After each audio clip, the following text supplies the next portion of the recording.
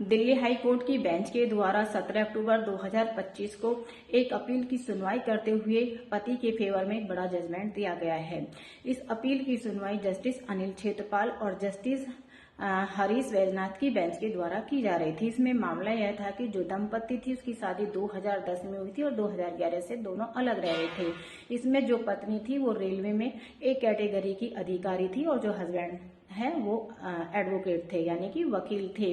इसमें जो पति थे उसको 2023 में फैमिली कोर्ट से डिवोर्स की डिक्री मिल गई थी, तो पत्नी के द्वारा इसी की अपील दिल्ली हाई कोर्ट में की गई थी, जहां पे महिला के द्वारा अपील में कहा गया था कि उसके साथ क्रूरता हुई है, लेकिन फैमिली कोर्ट के द्वारा उसे सुना नहीं गया और पति को जो है डिवोर्स की डिक्री दे दी गई। तो इसमें हाई कोर्ट की बेंच ने कहा कि पति पर सिर्फ क्रूरता का एलिगेशन लगाने से क्रूरता नहीं हो जाती है, इसके पक्ष में आपको एविडेंस यानी कि ठोस सबूत भी देने चाहिए थे। जबकि हस्बैंड के द्वारा ठोस सबूत भी दिए गए और अपना पक्ष रखा गया कि पत्नी के द्वारा उसे मानसिक और सामाजिक तौर पर इतना क्रूर और बेइज्जत किया गया है कि वो सहन नहीं कर सकता, और साथ ही साथ उसकी माता के लिए अशोभनीय और निंदनीय शब्दों का प्रयोग किया गया है कि जो किया गया है। और साथ ही साथ पति के द्वारा वो मैसेज भी कोर्ट के सामने दिखाए गए जो कि पत्नी के द्वारा उसे भेजे गए थे, जिसमें वास्तव में माता के द्वारा बहुत ही निंदनीय और अपमानजनक शब्दों का इस्तेमाल किया गया था।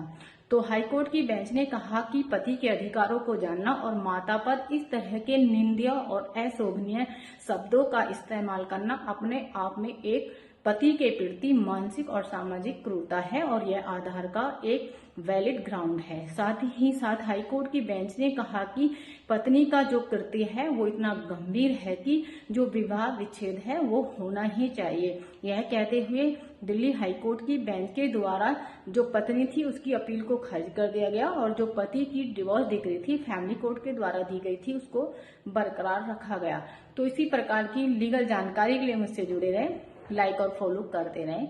शुक्रिया।